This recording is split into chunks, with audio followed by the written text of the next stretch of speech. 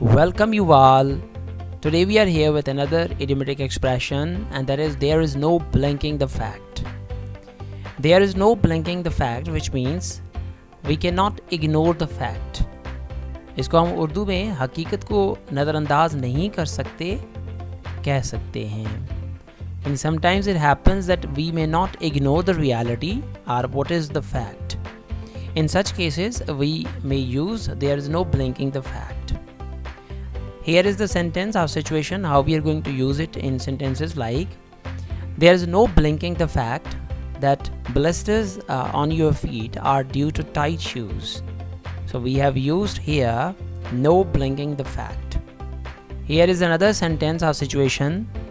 There is no blinking the fact that our people, our territory and our interests are in grave danger. So once again we have used here there is no blinking the fact. यानी इस हकीकत को हम नहीं झुटला सकते या इस हकीकत को हम नज़रअंदाज नहीं कर सकते कि हमारे लोग, हमारी टेरिटरी और हमारे इंटरेस्ट सारे ही ख़तरे में हैं. So this is how we are going to use this idiomatic expression in the sentences or situations.